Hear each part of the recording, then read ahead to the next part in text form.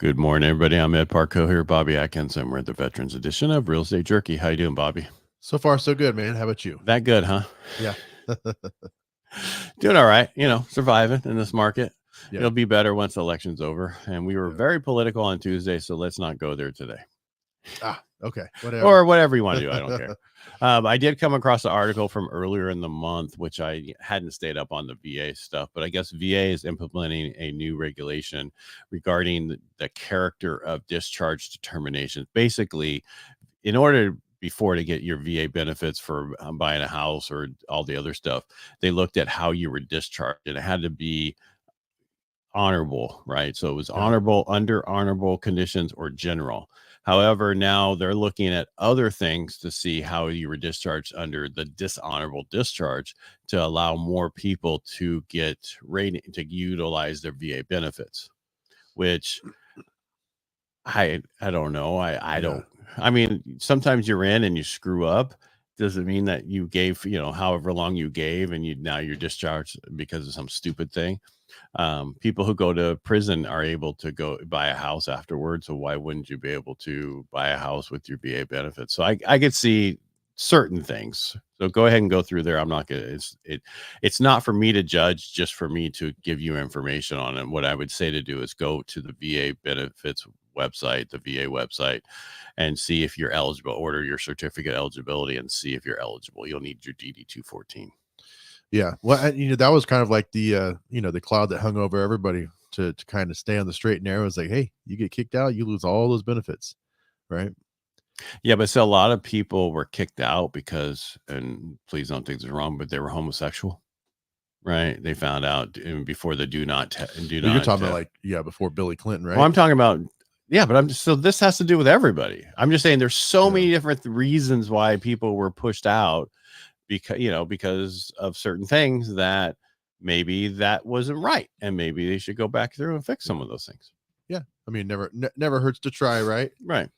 Like I say, it's pretty wild, man. When I think about, do not tell. Do not. Yeah. We went from that era to now they have a drag ambassador for the Navy. That's just wrong. They went too far. That needs to change. There should be certain standards. I don't care which way you swing or whatever while you're in, whatever you do, but there should be a uniform look of the military, period. Yeah. No, I don't disagree. I mean, if you're fully changed over and you cut off the junk, that's one thing. But if you're just, move on. Yeah. Well, I tell everybody, if they want to do a certain thing, they have to cut it off. They'll be more likely not to do those things. Yeah. No, I don't disagree. And it's like, the military regs were so strict, right? Like, I mean, I would have like chiefs come by and like take like a credit card, run across my face, make sure my shave was close enough. And I'm so happy I was on a Marine Corps base. Yeah. I didn't have any of that stuff. Oh man, I tell you what, I messed up one time. Just talking about military, regs and like uniform etiquette and stuff. I didn't know you couldn't leave the base in your coveralls, right? Because like we wore coveralls to work on the aircraft, and I was over at the PX, and I got reamed for being off base in coveralls. I'm like, okay, this is my work uniform. They're like, no, you got to change into dungarees. Yeah, well, that's just like camo used to be. You couldn't leave the base with it. Years and years ago, but now it's like you see them everywhere in the camo outfit and everything. Yeah. But you had to wear your dress, that civvies or a dress if you were off the base. Aren't those digital camis so weird now? And like all the branches wear like the same. They have different colors, right? But you're talking about the camouflage ones. Yeah, because even like the Navy wears digital camo. Yeah, but I like the blue ones, but I don't think they have those anymore. I think they went to just a straight blue now. See, when I went in, man, I just missed like the classic like jean dungarees. I had the dungarees. Yeah, they were horrible. Yeah, I know. My dad said he's like, this thing's so tight. Well, they were just horrible. They needed to. You couldn't do any work really in them. It needed to be like everybody else. They should have had a working. And now the Navy's got their. I don't want to say coveralls, but basically that's what they look like. The blue stuff for ships, and it's like jeans and the tucked in shirt. Button up is not something to really work hard in.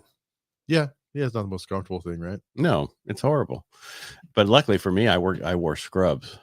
Yeah, true. Yeah, Right. we wore scrubs and then a texture, or we wore our uniform pants with the texture to work in those different areas, which was great because then you could back and forth to work and everything else.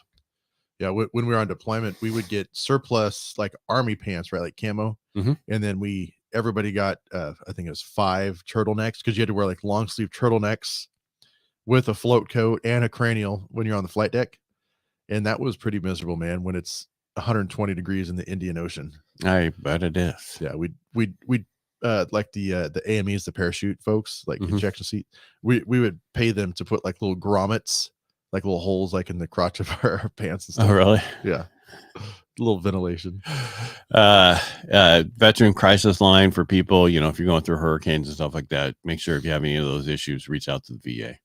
And just, I just wanted to talk a little bit more about the veteran issues that they can have. And the most important sure. veteran benefit that you have is your VA home loan. So utilize it. Go get your COE, certificate eligibility, online to see if you qualify. Or call me. I can do it. Yeah, I was going to say, I bet there's a lot of veterans that have been affected because, a lot of service members are on the coast. Oh yeah, huge amount of people. Yeah. Yeah. One of our past clients that was from there. And they're moving, and they're going to be out of here as soon as 4 years is up. They want to go somewhere else. Yeah. Back to North Carolina. I'm like, yeah, family? No, we have no family here. Then why do you want it? And he's like, dude, it is so dry here. Yeah. They go to Arizona. I go, you'll get used to it. Just load up on lotion. Yeah. Yeah. And that's it takes a while to get used to any place you move to if you can. Well, the inverse for me, right? I never got used to the humidity. I hate humidity. I'll never get used to it. Yeah, it's like people like after 5 years of being out there, and the day that I left Virginia Beach, it was like 102 degrees with the heat index, but it was like 85% humidity. I was like, goodbye. Yeah, well, the problem is your sweat inside. That's like when I was in Texas and we were 80 degrees. It didn't matter how hot it was. It was always 80% humidity in San Antonio, it seemed like. And if you're inside with air and you're dripping. Yeah. And it wasn't your hot, it's just coming off you. But you always have nice skin. You smell bad, but you have nice skin. There you go. Yeah. I'd rather use lotion and smell good. Yeah. All right. I think we're a little off subject. We came to talk about houses, right? Yeah. Well, I mean, the most important thing is when you're buying a home with the VA, always use the short form VA pest report. Get both pest reports, go with the company who'll provide both. Give the short form to the VA lender that you're working with so that they can continue to move on, and what you guys negotiate doesn't affect the loan. Absolutely. Yeah. And then if you're leaving a house under VA and you're renting it, remember you can only use the rent to offset the payment of the house that you have. You can't use any more than that for income. Not that that's going to help everybody, but that's sometimes these larger lenders don't do it right. They say you can't use it. It's not true. And as far as the short form, I've done it quite a few times. And that one's great. Yeah. And if your current lender doesn't use that, move lenders, because it could be a problem. Yeah. Yeah. Because I ran into some lady. She was like, "Oh, I'm so happy that you guys use that," because I run into lenders all the time who would have no idea what I'm talking about. Oh, no kidding. Yeah. Like they're just not informed, or they're big companies. They don't know about local stuff. Gotcha. They don't know about. So in California, it's different. We have termites. In the southern states all have termites, and that's why we're able to do certain things we don't have. Northern states and not on the West Coast, of course, but further in might not have those termites. Like I said, they get permafrost and other issues. Yeah. So we have those issues, and so we know all that stuff, and we deal with that stuff on a regular basis. That's why it's important to go with a local lender, and they actually do a better job than these online charge client people. Anybody who's advertising on TV, there's one way they pay for that, and that is in points. Good to know. Yeah. And if you don't believe me, look at the difference between their loan estimates and somebody like mine loan estimates and the costs and everything else. So what you're saying is the client is paying for their advertising. Yes, you are. Yeah. You're paying for all that fun stuff to get it to go with them. Yeah. All right. That's all I have for today. Let's make it a short one. Awesome. Thanks, Ed. Oh, thank you. Everybody make it a great day. Thanks for being here. We'll be back next week. And again, Bobby, thanks for being here.